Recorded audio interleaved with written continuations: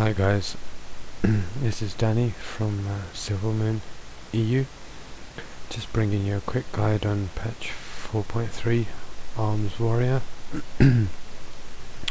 I'll be covering rotations, glyphs, talent trees, enchants, and a quick basic guide of my UI.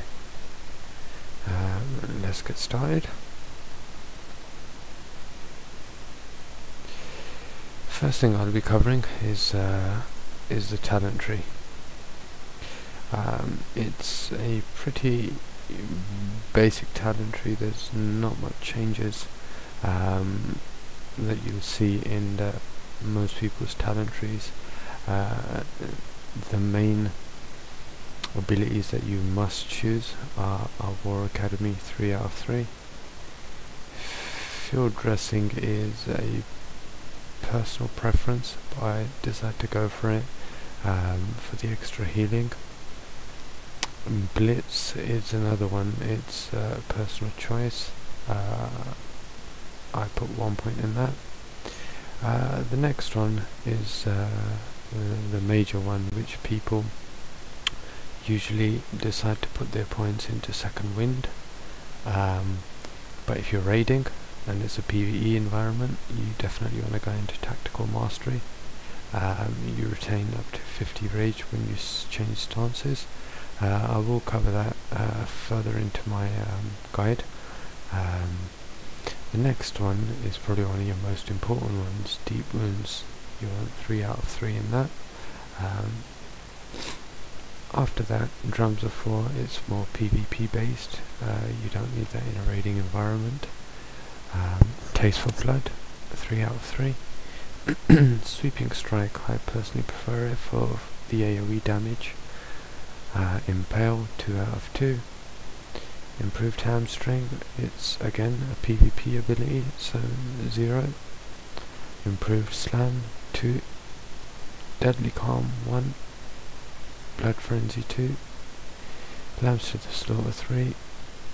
Juggernaut, 1. Sudden death, 2.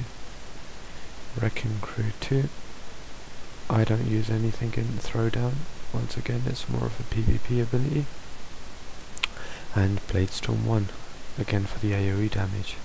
In Fury, I pick 3 points in Battle Trance, 2 points in Cruelty, and 2 points in Executioner. And in the Protection tree, I pick 3 points in Insight. My glyphs that I choose: Prime is Glyph of Mortal Strike, increase the damage of Mortal Strike by 10%. Glyph of Slam, increase the critical strike of Slam by 5%. And Glyph of Overpower, increase the damage of Overpower by 10%.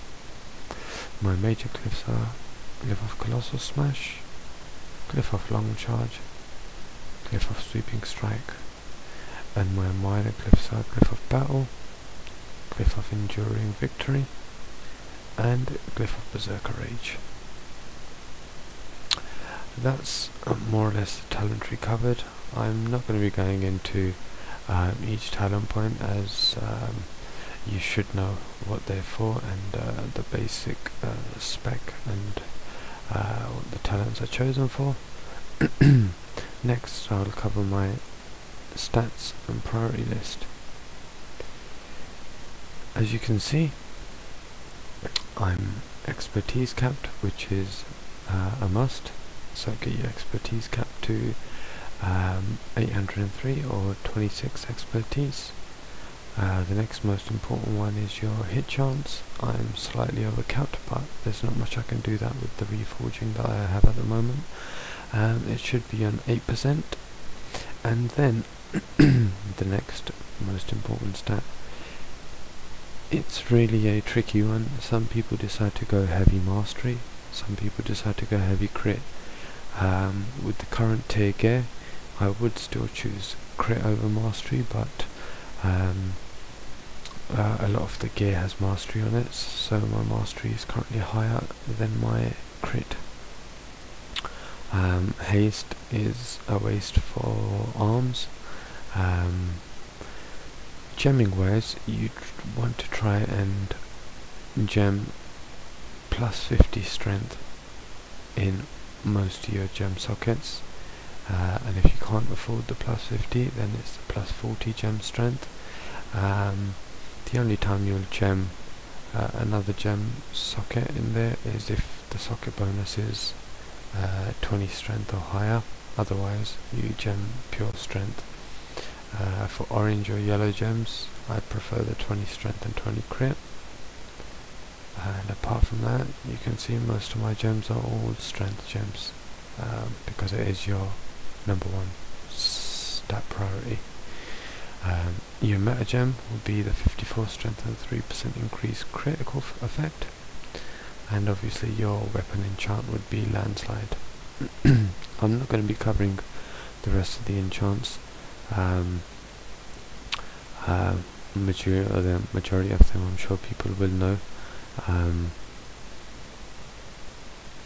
Next I'll go over the rotation. The basic rotation for arms, it's you obviously want to charge. The main thing you want to focus on is keeping up your mortal strike. It has a 4.5 second cooldown on it, and you want to be using that every time it comes off cooldown. So the ideal rotation would be as soon as you have hit mortal strike, you have a window of 4.5 seconds which allows you to use 2 other abilities. So once you've charged, you've hit mortal strike, the next ability you want to hit is rend. Rend is obviously a bleed effect, and also it procs your overpower. After you have rend up, your priority after that is colossal smash if it's already not up, overpower, and then slam. I play stance dancing, which I'm sure most PvE raiders will know. The reason for that is number 1, you retain up to 50 rage when you switch stances, and number 2, battle stance increases damage done by 5% and decreases damage taken by 5%, and berserker stance increases damage done by 10%. Majority of your abilities, if not all, you can use in berserker stance. The only one you have to switch for is overpower, so you want to benefit from the 10% damage increase as much as you can. So I'll go over a quick rotation, show you the basics of how it's done. The first thing I do is pop power shout, I use berserker rage, I charge,